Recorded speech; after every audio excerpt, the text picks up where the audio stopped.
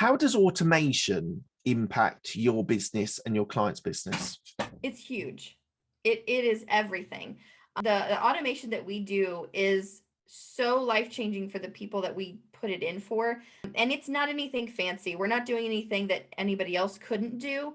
It's just the way that we see things. When we look at them, when I look at them, I can put together the puzzle pieces. I had a client who was doing a 10-step process every single week for one event.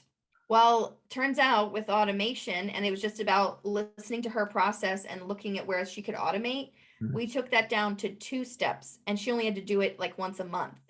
Right. So it was such a difference for her in the number of hours she was spending. It was insane. So that kind of stuff, automation for me is not just like, oh, look, how can we get it off our plate and like, let's just not have to do anything so we can be lazy. It's how can we get this off our plate because this is not necessary. We don't get paid. We get paid too much an hour, right? Like as a person, like if you think about what your hourly rate is as a business owner, you get paid too much an hour to do some of these tasks. Yeah. And you could get a VA to do them. But like I said, a lot of my clients that are in this space, they're in that in between. They're not quite doing enough to have a VA or quite doing enough to have, somebody who can be there in-house and be there with them all the time. But they're kind of DIYing still, and it's taking away time for when they should be doing those, working on those relationships and building those business products. Excellent. And you talk about building relationships. So networking is obviously quite pivotal, quite important to you. What role does it play for your specific business? I network a lot, and I network even when I go on vacation. I network when I am out at the store, but I do go to like 2 or 3 networking events a week, if I can find them locally. Yeah. And I don't do a lot of online networking. I don't find it very effective, so I try to find real in-person events. And as far as like the impact it's had on my business, well, I actually networked in 2012 to 2013. I networked 3 times a day, every single day for 1 year. Wow. And it was a lot. Yeah. It was a lot Yeah. of work. And it was breakfast, lunch, and dinner kind of thing. And I became one of the most well-known people in the city that I live in. And I attribute a lot of my success to really pushing the boundary of what is networking and how can I do it more. And I know that was an extreme example because I like to do these extreme experiments in my business, Yeah. but it was very helpful to show me that yes, networking is worth it. Now, did I increase my bottom line at that time? Of course. But what I increased more were the relationships I had in the community. And I had somebody call me the other day and say, hey, I know I haven't ever talked to you before, but I saw you 5 years ago do a talk on XYZ. 5 years ago. I Mm-hmm. had no idea that would come back around. I just did the talk and probably I did it for free because that's how I am. But, those kinds of things really come back to you. So I really put a lot of emphasis on networking and speaking for sure, and also podcasting. So I believe as an entrepreneur that networking is really important as well. What's the way of making the most of networking for yourself?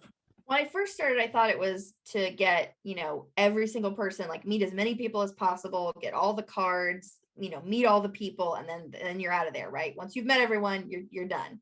But what I learned over that year and even after the fact is that there are 2 or 3 really good people in a group of 20, 30. And if you can find those 2 or 3 people, even if you don't think you're talking to them, you probably are. Like sometimes you're talking to someone and you're like, okay, this is going nowhere. We can't help each other. I don't know where this could go in the future. I don't think they know anyone I need, and I don't know anyone they need. And you're kind of looking at it this pessimistic way.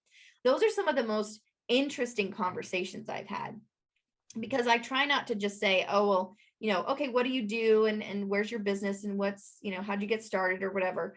But really actually talking about, well, where's your favorite place to go on vacation? And do you have a house? And how long have you lived there? And those kinds of things, just talking to people about life, like where do you go to church even, things like that can really bring about actual friendships that lead to almost like these ambassadors for life. Yeah.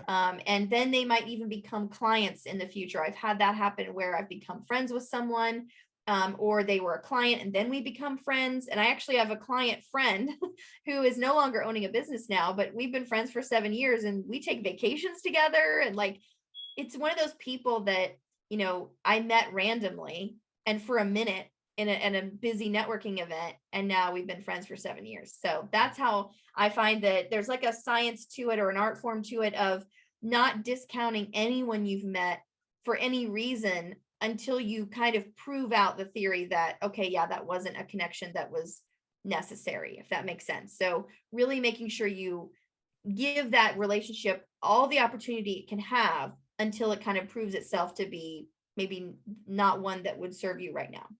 So I when I was doing research on you, looking at your website and things like, you were talking about the depth of the relationships is more important. I think that's what you've brought through so far. But just on that, if people are making that change in their career, lifestyle, whatever, should they cut off people?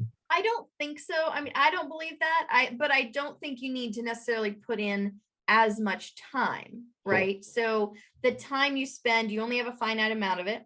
And especially for networking, you probably have maybe an hour or two a week. And so I try to make that time really intentional. And I've had colleagues also say, oh, you should talk to this person and you should have a call with them and all that. I'll have a 15-minute call with just about anybody. Right. Like anybody, even today that was listening and they said, I'm going to book a call with her. I'll talk to you for 15 minutes.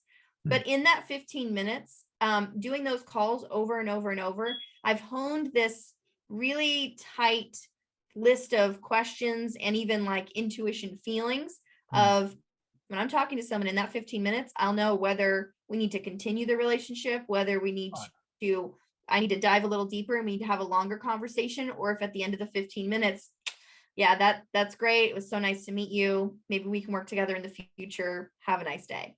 Yeah. And so even if it's a prospective client, even if it's a colleague, even if it's somebody who is just curious about, marketing minimalism or anything like that, I'll talk to them.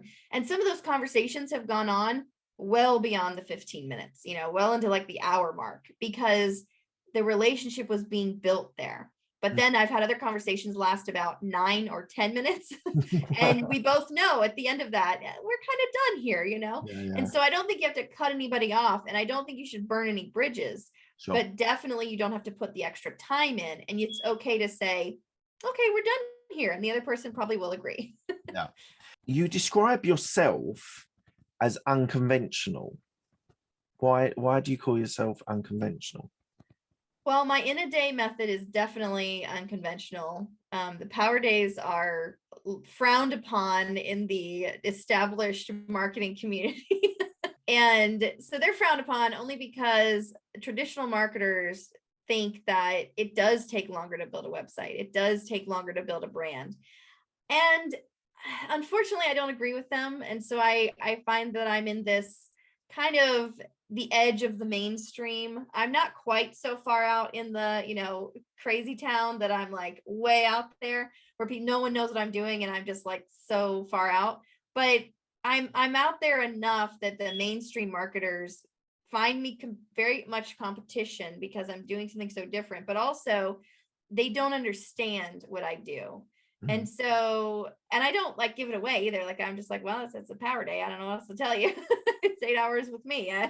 But it's definitely something that I've found. I've been a little bit ostracized by the mainstream marketing community. When I've been at a networking event or I've spoken about it, I've gotten a lot of very skeptical looks and questions and a lot of probes about, well, tell me the strategy and tell me exactly how you do it. I want step by step. And I say, well, if you want that, we can do a power day, but I'm going to just tell you my process.